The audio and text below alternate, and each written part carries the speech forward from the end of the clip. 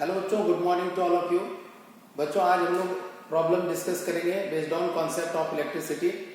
पिछले वीडियो में भी हम लोग इलेक्ट्रिसिटी से बेस्ड प्रॉब्लम ही कर रहे थे।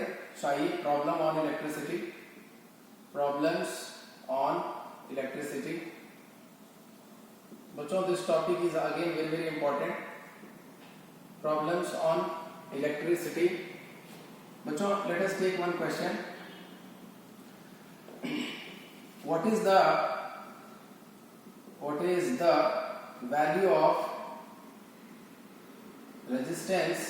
What is the value of resistance when five resistances each of value, what is the maximum value? What is the, यहाँ पर मैक्सिमम ऐड कर दीजिए बच्चों। What is the maximum value of resistance when five resistances each of value 1/5 ohm are connected together. बच्चों, यहाँ पर question में आपको सीरीज है या पैरेलल है ये नहीं दिया गया है। आपको केवल पूछा गया है कि मैक्सिमम वैल्यू ऑफ रेजिस्टेंस क्या होगा जब हमने 1/5 ओम का एक रेजिस्टेंस 1/5 ओम का है, उसका का 5 रेजिस्टर है, उसको अगर हम कनेक्ट करेंगे तो मैक्सिमम वैल्यू ऑफ रेजिस्टेंस क्या होगा? What will be the maximum value of resistance? आइए बच्चों, यहाँ पर सॉल्यूशन करते हैं इसका। सो एक रेजिस्टेंस 1/5 ओम का है, टोटल 5 रेजिस्टेंस है और हमें मैक्सिमम वैल्यू ऑब्टेन करना है। We can only get the maximum value of resistance if they are connected in series. बच्चों, कनेक्शंस, रेजिस्टेंस के कनेक्शन का दो पॉसिबिलिटी है। रेजिस्टेंस दो तरीके से कनेक्ट हो सकता है। वन वे, या तो सीरीज कनेक्शन हो सकता है, अदर वे या तो पैरेलल होगा, या तो सीरीज में कनेक्टेड होगा या पैरेलल में कनेक्टेड होगा। बच्चों, मैक्सिमम वैल्यू हमें कहां पर मिलेगा? सीरीज कनेक्शन में। और पैरेलल कनेक्शन में क्या मिलेगा? Minimum value. यहाँ पर मिनिमम वैल्यू मिलेगा बच्चों, और यहाँ पर मैक्सिमम वैल्यू मिलेगा। So this is maximum value. So we want maximum value and 5 resistance are there. So what is the maximum value of resistance as per the question? So R max will be equal to R1 plus R2 plus R3 plus R4 plus R5, और सभी का value equal है बच्चों, 1/5 ही है तो 5 into R लिख सकते हैं। So 5 into 1/5, so this is how much? 1 ohm. So 1 ohm is the right answer. So if we connect 5 resistance each of value 1/5 ohm together, then if we connect them in series, then only we can get the maximum value, and that is equal to 1 ohm. So this is the answer. Next question बच्चों, what is the minimum value of, same type का question है, देखिएगा यहाँ पर second question, what is the minimum value? What is the minimum value of resistance? What is the minimum value of resistance when 5 resistance or 5 resistances each of value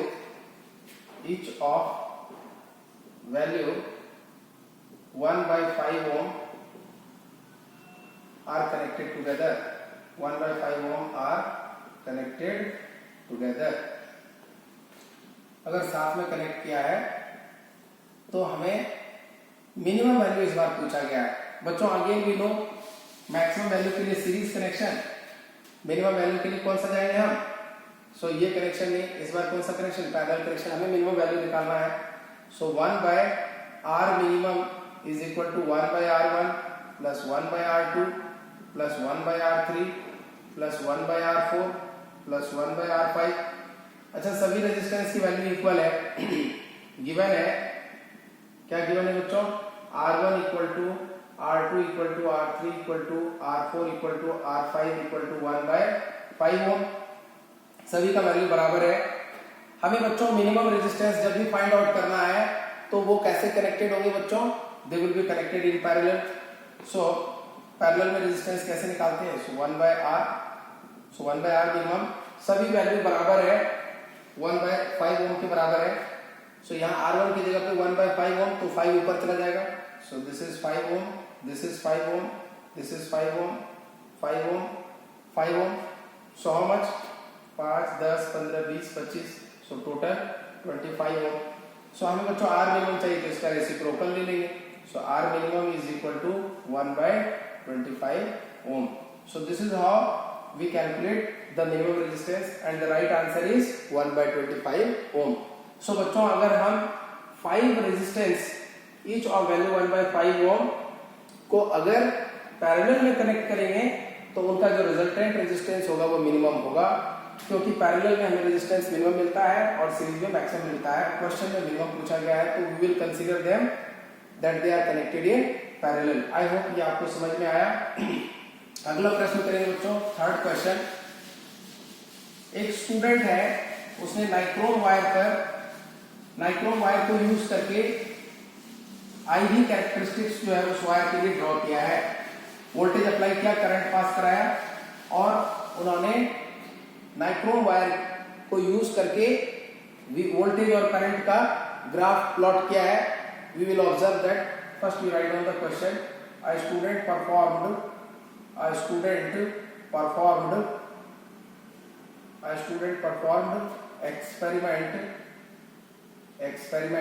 using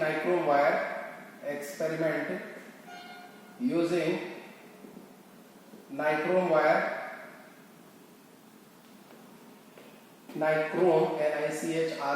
nichrome wire, ठीक है बच्चों। Nichrome wire को use करके उन्होंने experiment conduct किया है, and they have plotted, and he has drawn VI characteristics. He has drawn VI characteristics as shown below. Which of the following relation is true? Which of the following relation is true? यहाँ पर बच्चों पहले आप current versus voltage का graph देख लीजिए। सो this is how he has drawn, ये current है यहाँ पर, और यहाँ पर वोल्टेज अप्लाई किया उन्होंने। This is voltage in volts, and this is current in ampere. So this axis, y axis is current axis, this is in ampere. यहाँ पर इस तरह से बच्चों, this is R1, this is R2। ये जो स्लोप है, ये स्लोप जो है रेजिस्टेंस को रिप्रेजेंट करता है वोल्टेज वर्सेस करंट कर्व का। V proportional to I और V equal to I into R, so R is equal to V by I। ये स्लोप जो है बच्चों वोल्टेज और करंट का ये रेजिस्टेंस को रिप्रेजेंट करता है। फर्स्ट ऑप्शन दिया हुआ है बच्चों, R1 is equal to R2 is equal to R3। Second option, R1 is greater than R2 is greater than R3। Third option है बच्चों, R3 is greater than R2 is greater than R1। Fourth option है, R2 is greater than R3 is greater than R1। इसमें से कौन सा relation सही है? We have to answer out of all this four। Multiple choice question है बच्चों, एक ही आंसर करेक्ट होगा। Let us explain the answer of this question. बच्चों नाइक्रोम वायर है, we already know nichrome wire का रेजिस्टेंस हाई होता है। so nichrome wire में बच्चों अब हम लोग आंसर कर रहे हैं इस क्वेश्चन को। we are writing the answer और we are giving the answer to this question। बच्चों हमें पता है नाइक्रोम वायर का रेजिस्टेंस हाई होता है। जब हमने ज्यादा वोल्टेज अप्लाई किया तो भी करंट जो है किसके लिए कम है बच्चों? R3 के लिए, R2 के लिए, R1 के लिए, किसके लिए? सपोज हमने यहाँ पर 10 वोल्ट अप्लाई किया। 10 वोल्ट पर अगर हम करंट देखें बच्चों, 10 वोल्ट पर यहाँ से एक लाइन ड्रॉ किया, तो 10 वोल्ट पर अगर हम करंट देखें तो इसके थ्रू इतना सा करंट फ्लो हो रहा है, इसके थ्रू इतना सा करंट फ्लो हो रहा है, और यहाँ ये तो और ऊपर जाएगा, ये यहाँ पे इंटरसेक्ट करेगा और भी ज्यादा करंट फ्लो हो रहा है। यहाँ से क्या देख सकते हैं, जब वोल्टेज ज्यादा है, जब वोल्टेज हमने 10 वोल्ट अप्लाई किया है तो उसी वोल्टेज पर R3 के थ्रू जो करंट है वो कम है, R2 के थ्रू करंट उससे ज्यादा है, और सबसे ज्यादा करंट R1 के थ्रू है। कहने का मतलब यह है बच्चों कि जब नाइक्रोम वायर है रेजिस्टेंस ज्यादा होगा नाइक्रोम वायर का, तो रेजिस्टेंस ज्यादा होगा तो करंट क्या होना चाहिए, कम होना चाहिए। तो यहाँ पर R3 जब ज्यादा होगा तो करंट कम होगा। क्या तीनों बराबर हो सकता है, नहीं होगा। क्या R1 ज्यादा होगा R2 से, नहीं हो सकता है। क्यों, क्योंकि सेम वोल्टेज पर R1 के थ्रू तो ज्यादा करंट मिल रहा है। सो ज्यादा करंट मिल रहा है मींस क्या R1 छोटा है, R1 बड़ा तो हो नहीं सकता है, ये भी गया। यहां से सी ऑप्शन को हम लोग देख सकते हैं बच्चों, 10 वोल्ट पर सबसे करंट कम किसके थ्रू है, R3 के थ्रू। R3 के थ्रू 10 वोल्ट पर सबसे कम करंट किसके थ्रू है, R3 के थ्रू। सो यहाँ पर करंट कम है, इट मींस रेजिस्टेंस क्या है, सबसे ज्यादा है। सो R3 ज्यादा है। उसके बाद करंट कम किसके लिए, R2 के लिए। तो R3 is greater than R2। और फिर सबसे ज्यादा करंट किसके लिए, R1 के लिए। तो R1 जो होगा सबसे छोटा होगा। जहां करंट ज्यादा होगा बच्चों, यहां पर देख सकते हैं इस रिलेशन से I is equal to V by R। I is equal to V by R। Voltage हमने 10 वोल्ट फिक्स रखा। सो करंट किसके इनवर्सली प्रोपोर्शनल है, रेजिस्टेंस के। सो जिसका रेजिस्टेंस बच्चों ज्यादा होगा उसका करंट कम होगा। सो R3 ज्यादा है क्योंकि इसका करंट कम है। फिर R2 है क्योंकि इसका करंट भी इससे कम है। और फिर R1 है क्योंकि इसका करंट सबसे ज्यादा है। तो जिसका करंट ज्यादा उसका रेजिस्टेंस कम, और जिसका करंट कम उसका रेजिस्टेंस ज्यादा। तो R3 is greater than R2 and R2 is greater than R1. So this is the right answer. What about D? यहाँ पर गलत है क्योंकि R2 और R3 में R3 ज्यादा होगा। क्यों, क्योंकि R3 के लिए करंट कम है। जितना ज्यादा रेजिस्टेंस होगा बच्चों उतना कम करंट होगा। Yes or no? So यह रिलेशन में यहाँ R3 ग्रेटर होगा R2 से, यह गलत लिखा है, R2 greater than R3। So this is wrong. ये भी wrong, ये भी wrong। केवल third option is the right answer. So answer is C. I hope you understood बच्चों। अगला क्वेश्चन डिस्कस करेंगे बच्चों। एक वायर है, उसके थ्रू करंट पास करा रहे हैं। सपोज टेम्परेचर कांस्टेंट है। न्यू क्वेश्चंस के बारे में बात कर रहे हैं। एक वायर है जिसके थ्रू करंट पास कर रहा है, एक certain value of current pass कर रहा है। टेम्परेचर कांस्टेंट है बच्चों। अगर करंट जो है डबल कर दिया जाए तो पावर डिसिपेशन कितना होगा। क्वेश्चन लिख रहे हैं यहाँ पे, if the current through a wire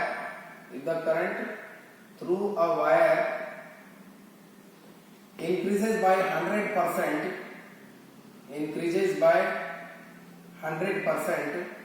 if the current through a wire increases by 100%, if temperature is constant, if the current through a wire increases by 100%, 100% से increase हो गया, then what is the percentage increase? What is the percentage increase in the power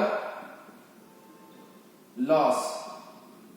और उस wire के through कितना power loss होगा, कितने percent से पावर लॉस इंक्रीज होगा। Then what is the percentage increase in the power loss through the same wire.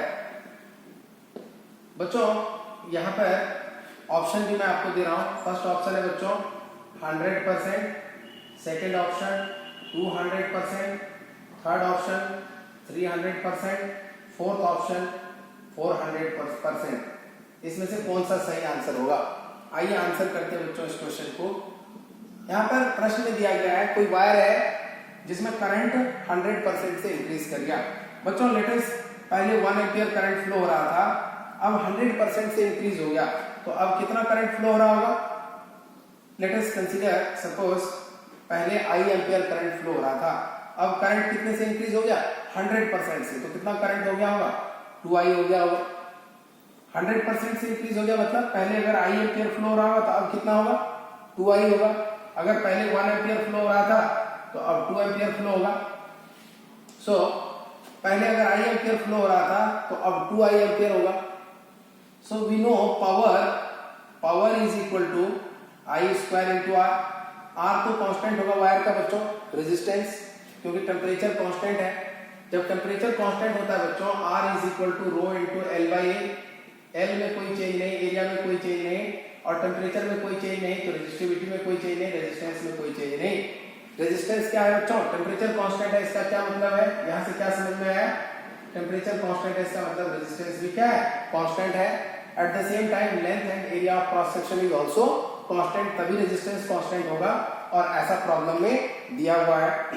हमें पता है बच्चों power proportional to I square into R, so power ये कांस्टेंट, तो power is equal to I square into R, yes और no? Power क्या होता है बच्चों? I square into R, so R constant, so power is directly proportional to I square. So हम देख सकते हैं बच्चों, जब करंट 100% से इंक्रीज हो गया, मतलब I से 2I हो गया, पावर किसके प्रोपोर्शनल है? आई स्क्वायर के प्रोपोर्शनल है। So power P1 is equal to I square, और P2 इक्वल टू क्या हो जाएगा बच्चों? 2I है current, so this is how much? 2I का स्क्वायर, सो 2I का square this is how much? Proportional to 4I square, so P2 proportional to 4I square. So power जो था बच्चों, पावर पहले था आई स्क्वायर, अब क्या हो गया बच्चों? जब करंट आई एम्पियर से 2I एम्पियर हो गया, तो पावर जो है, पहले जब आई एम्पियर करंट था तो पावर क्या था बच्चों? आई स्क्वायर, और अब पावर कितना हो गया? Power has become 4I square. So कितने परसेंट से पावर इंक्रीज हुआ? कितने परसेंट से इंक्रीज हुआ? इंक्रीज को बताना है, इंक्रीज कितने परसेंट से हुआ? यहाँ आई स्क्वायर से हो गया 4I, so increase is how much? Difference के बराबर 4I square minus I square, so this is 3I square. So this is difference value, हमें परसेंटेज इंक्रीज निकालना है, तो difference upon this lesser value into 100, so this is how much? I square will go, so 3 into 100 that is 300%, so 300% से increase हो गया। So this is the correct answer. बच्चों इस question को करने में आपको अगर दिक्कत आ रही है तो मैं आपको थोड़ा सा और परसेंटेज का एक्सप्लेनेशन इस क्वेश्चन से रिलेटेड ही है, मैं आपको सिखा देता हूं, there will be no problem at all. Suppose आप पहले सर्किट में 1 एम्पियर करंट फ्लो हो रहा था, अब 2 एम्पियर से करंट फ्लो होने लग गया, कितने परसेंट से इंक्रीज हुआ? तो कैसे निकालेंगे? सो परसेंटेज इंक्रीज निकालने का तरीका होता है बच्चों, यहाँ पर डिफरेंस कैलकुलेट कर लीजिए, बड़े वैल्यू में छोटे वैल्यू को माइनस करेंगे, डिफरेंस मिल जाएगा, दैट इज 1, और यहाँ छोटे वैल्यू से डिवाइड कर दीजिए और 100 से मल्टीप्लाई कर दीजिए, सो this is how much? 100%। 1 ampere से 2 एम्पियर होगा, तो कितने से इंक्रीज हुआ? 100% से। पावर कितना था बच्चों?